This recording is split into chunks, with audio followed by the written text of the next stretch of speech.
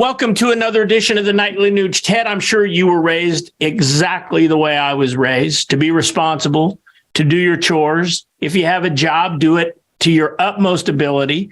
If you're working next to a guy, outwork him. When you had a bill, pay it. Don't buy something you can't afford. All of those industrialist type of concepts. And of course, look at you now.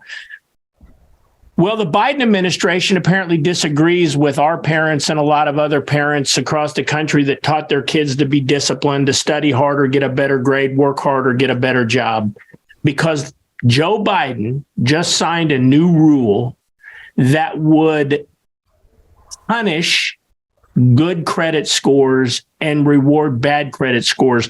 I'll tell you what it is and then why they did it, and you give me your take. If you have a credit score above 680, which isn't the best, but it's good, and you go buy a home, you pay a higher interest rate because you are a good credit risk.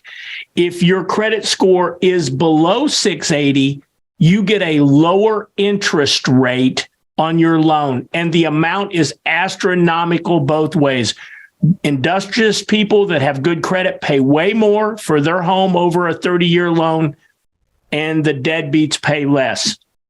The reason they gave for this, Ted, is because minorities have the lowest credit scores, and they're trying to make housing affordable to minorities. My last take is I mentioned the word deja vu to you earlier in the week when we talked about Afghanistan and what's going on in the Sudan. I'm actually having deja vu here with the housing bubble that caused the market to crash in the early mid-2000s. What's your take on this, Ted? The Democrat Party modus operandi has always been reward the worst amongst us and punish the best amongst us. And by the way, the worst amongst us and the best amongst us has nothing to do with color, creed, religion, sexual orientation, or any other identification other than the content of our character. When you put people who exercise self-defense in prison, like Sergeant Dan Perry in Austin and George Kelly in Arizona, while you literally let people trying to murder other people during terrorist activities and riots, and your political party will bail out carjackers and rapists and murderers, you don't need to know anything more that Uncle Sam is possessed by the devil. I was raised to be the best that you can be, or you get punished. But when you are the best that you can be, you are rewarded. Here's the mantra of the American dream: work ethic, conscientious goodwill and decency, willing to make sacrifices and take risks. Earn your own way will bring you fulfillment and happiness. Live within your means proves responsibility so you can take care of your family and be an asset to your neighbors and the country. And the world, quite honestly, if you live within your means, and save for a rainy day, just in case you might need a little nest egg to get you out of unforeseen troubles. Isn't it astonishing that the author of Wango Tango just put those sentences together that have never been uttered in an education system in the United States of America?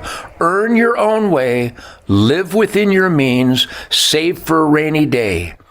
The debt orgy, as rewarded by our failed fiscal and economic institutions, is one of the great curses in the history of the world, where when people spend their money on partying and excess and totally unnecessary, superfluous nonsense, alcohol, drugs, tobacco, horrible non-food, tattoos, bling bling. They spend money on that instead of their education. And then the people who did spend money on their education worked and covered themselves, that somehow the good people have to cover and pay for the debt of irresponsible people. And that people who never owned slaves have to pay reparations to people who have never been slaves. You've got to be kidding me. When the rioting monstrous animals in Chicago were destroying Chicago and attacking innocent people, the Democrats said because of economic racism, I guess. But meanwhile, I've never seen a help wanted sign that indicated race. Right. I've never seen a help wanted sign that indicated color, religion, creed, ethnicity.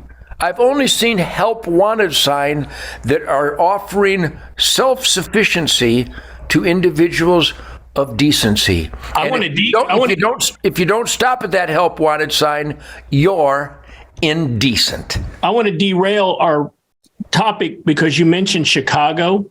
And something just came to my mind. Did you see up in Chicago, Ted, where there were those two people that carjacked a vehicle? They were involved in an accident. So they stole the car. There was a 6-month-old baby in the car. It killed the baby. And the Chicago prosecutor has decided not to charge those two individuals with a felony, only charging them with a misdemeanor. And I couldn't help but think about Donald Trump over in New York with another activist prosecutor charging him with multiple felonies. I mean, I know that's not the topic today, but when you brought up Chicago, that just happened. That drives me nuts. And I'm sure our listeners are equally pissed off about that. What's your take on that? Well, certainly the Department of Justice is the Department of Anti-Justice.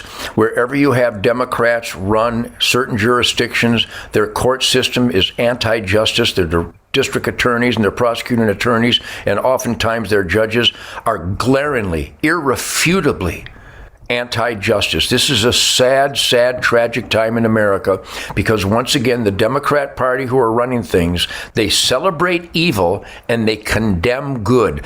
When our spirit and our instinct and conscience tells us that good should always win over evil, it's just the opposite with Uncle Sam wherever you find Democrats in charge. This is tragic. You can rape, steal, carjack, and kill and be charged with a crime that is below shoplifting. Meanwhile, a family is in horrible pain and suffering because of these engineered recidivistic maggots that are running amok and celebrated by the Democrat Party.